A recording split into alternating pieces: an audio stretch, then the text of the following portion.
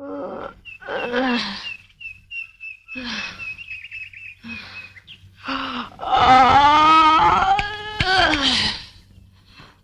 বাবারে, জয় মা জয় মা।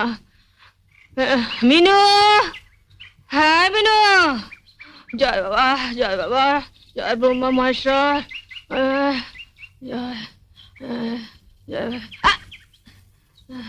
জয় দুর্গা লক্ষ্মী সরস্বতী, জয় জয় ভগবান দেবতা। আমায় ডাকছো? দেবতা। তুমি কি গো, সকালে উঠে একটু ঠাকুর দেবতার নাম করছি, তুমি আমার ঝাঁটা দেখালে? উঠুন ঝাড় দিচ্ছিলাম, তো হাতে ঝাঁটা থাকবে না তো কি রজনীগন্ধা স্টিক থাকবে? আচ্ছা হলো তো, এখন বলো কি বলবে। শুনলে তোমার বোনের কথা শুনলে? কি গো শুনছো? আমার কথা শুনতে পেলে তবে তো শুনবে। শুনতে পেলে মানে? মানে 10 বছর আগে যখন তুমি এ বাড়ির বউ হয়ে আসনি, তখন দাদা আমাদের সবার কথা স্পষ্ট ভাবে শুনতে পেত।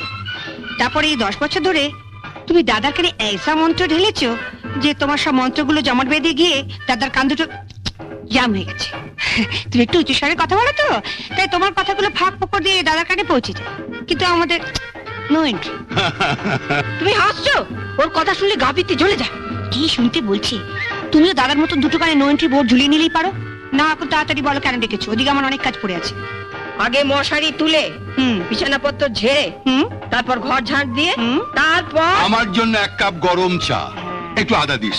কাল রাতে হঠাৎ ঠান্ডা লেগে গেছে, গলাটা কেমন ব্যথা ব্যথা করছে। তোমাদের সংসারে কেন যে আমি মাদুগ্গা হয়ে জন্মালাম না?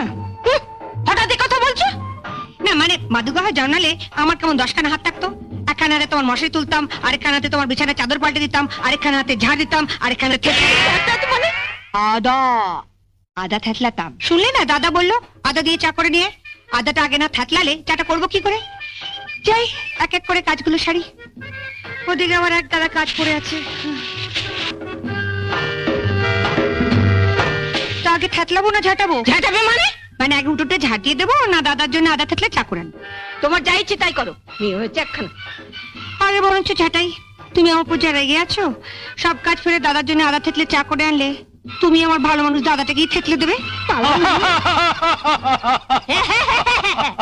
এখন তো হ্যাঁ হ্যাঁ করে হাসছো, বিয়ে দেবার সময় বুঝবে পাত্র চুটলে হয়। নাজুটার কি আছে, দেখতে শুনতে ভালো, কাজকর্ম জানে। কিন্তু যে একখানা মুখ, 7 দিন বাদে দেখবে শ্বশুর বাড়ির লোক হিড়ির করে টানতে টানতে এসে ফেরত দিয়ে যাবে। না না না, তোমাকে যখন বিয়ের 10 বছর বাদেও বাপের বাড়িতে ফেরত দিয়ে আসেনি, তখন ওকেই বা। কি বললে? তার মানে আমি? হ্যাঁ তুমি